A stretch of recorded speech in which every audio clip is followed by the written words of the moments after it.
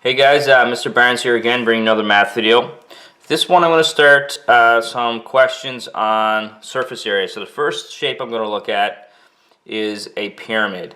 So a pyramid is a pesky thing to find the surface area of. So if you look at this guy, I've got a picture drawn here, as horrible as it looks. So the shape of a pyramid consists of four triangles. So four triangles and one rectangle. So the thing about those triangles is that it kind of depends on what you have as your base. So if we have a square base,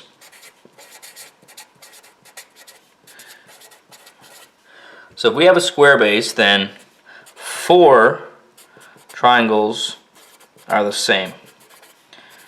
So what I mean by square base, so if this guy, say, was 4 and this guy was 4, then every single one of these triangles, the front and the two sides and then the back, would all have the same area.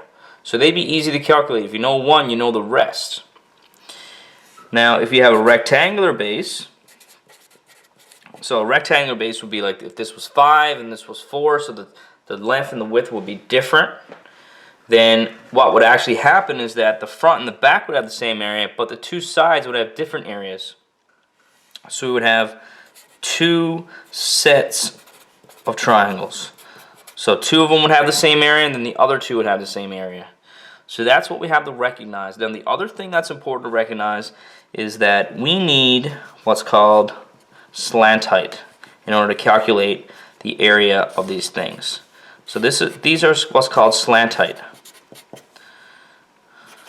So slant height is simply, it is what it is, right? It's the height of this particular triangle. But the reason why they call it the slant height is because it's on a slant. There's another type of height that is important to us, but it's important to us for volume, which is the actual height. So the actual height would be like the height of this thing. If I was to say, how tall is this pyramid? We'd measure it from the bottom of it straight up through the middle, right through the top. So if you can kind of picture inside of this thing, I know I got a lot of lines going on. Maybe I should choose a different color marker. So if we look at this, the inside of this thing, that would be, if you can picture that thing running right down straight to the middle, running right to the middle of that base, that would be the height. So sometimes you're given that height and you need to be able to compute the slant heights, in which case we can form a right triangle with this inside this triangle, inside this pyramid, to be able to find those slant height. And you'll see that now in a second when we do a couple questions. So let's have a look at some of these questions and see how we can sort of figure them out. I'm going to use the red marker for this video. That feels nicer. Alright, so let's have a look at this guy. So it's always easier, of course, when you're given the slant height. If you're not given the slant height, basically you have a more difficult question.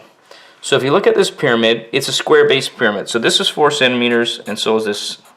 So what that means is we have four triangles, four equal triangles.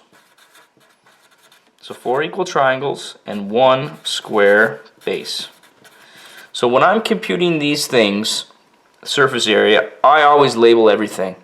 So it's really important to do that, especially if you're on an assessment, because this is one of those questions that you can make the teeny tiniest mistake and everything can go wrong. So if you can label this stuff, it allows your teacher to be able to go through it and correct it easier, you know, increasing the likelihood you'd get more part marks. So what I like to do is I like to label two things when I'm finding surface area for this particular shape. So I label the triangles and then I label the base.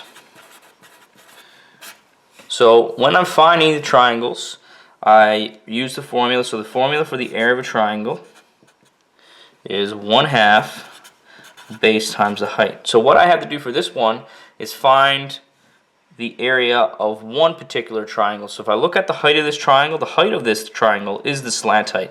So this really right here in this formula is the slant. So the slant height in this one is 7 and the base is 4. So what I'm going to do is I'm going to say the area of this guy, so there are 4 of them. So I'm going to put my 4 there, that represents 4 triangles. 4 triangles.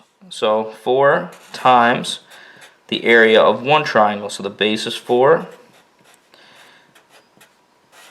and then the height is 7. So if you look at this one, So I have 1/2. So this is the area of one triangle, and that's the number of that we have. So we can work out this number. So inside the brackets here, looks like I have 14 times 4. So I don't want to mess up on camera with 14 times 4, 56. I'm just going to do a quick check to make sure I did that right. So if you're doing this, want to do this all in your calculator at one time, you could write it exactly how it looks. Or I like to do 0.5 for the half times 4 times 7. That gives me 14. Then multiply by the number outside, which is then 56. Now we got to remember this is an area. So this is square units, centimeter squared. And then the base, that's the area of the base. So really, because it's a square, but I'll write, for now, the area of a rectangle, just length times width. So it's just 4 times 4. Of course, you know that's 4 squared. So 4 centimeters squared. So that gives me an area total of 56 plus 16. So what's that? 72 centimeters squared. And I'll just double check that. 56 plus 16, boom, 72. All right, so there it is. That is the area of my pyramid. So that one is, sort of an easier example. You got a slant height given it's a square base. Let's look at it when you have a rectangular base. So forgive me with the horrible drawing here. But if you look at this, I have two different slant heights. So the reason I have two different slant heights is the fact that I have two different bases. I have a 9-meter base and a 5-meter base. So when I'm looking at analyzing what I need to do in this question, recognize when you're given a rectangular base, you no longer have 4 equal triangles. You have 2 sets of triangles. So this triangle here in the front is going to be equal to the one directly in the back. This triangle on the right is going to be equal to the one that's over on the left right here. And I also have one rectangular base, which really doesn't affect anything. So the first thing I'm going to do is I'm going to label my things that I need to find. So I need to find my triangles, and then I need to find my base. So within the triangles, we even have some subsets of stuff. So what I like to do is when I'm doing this, again, I label everything. So if I'm going to find the front and the back together, so that's a pair. So I'm going to call it the front, back triangles. And then on the sides, I'll just label those. You can call it right, left, or just the sides, whatever you want to do. So for the front back triangle, so I have area is equal to, now since there are only 2 of them together, I have 2 this time. And then my bracket, 1/2. So I'm doing the front and the back. So the base of this guy is 9. And then the height of this guy is 4.7. And I didn't do very good allotting space for this one, but that's okay. So a lot of people recognize that when you're doing a situation like this, you have 2.5. So these kind of cancel out. So if you don't want to write them there at all, that's fine by me. 0.5, so I'll do inside the brackets first. 5, 0.5 times 9 times 4.7.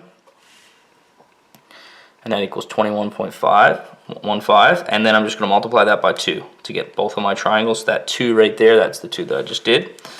So that's 42.3 meters squared. So now I'll do the exact same thing for the sides. So I have area is equal to 2 of those triangles, then 1/2. The base on the side is 5, and the height is 6. So then I can go ahead and work out my answer. So I think I should get 35. So 0.5 times 5 times 6, and then multiply by that 2 on the outside times 2. So I get 30 meters squared. So that's the area of my 2 triangles, 2 sets of triangles. Now I got to do my base, so that's easy. Just 9 times 5, so that's 45 meters squared. So now I just got my final answer. I can get my total area. So 42.3 plus 30 plus 45. So 42.3 plus 30 plus 45. 117.3 meters squared. And there it is, guys. There's an example where you have two different slant heights. So I'm going to stop this video because it's about 10 minutes long. In the next video, I'm going to look at solving surface area of pyramids when you're not given the slant heights. So I hope this helps, guys, in your quest to conquer some surface area questions. And thanks for watching. Like, share, subscribe, and I will see you guys in class.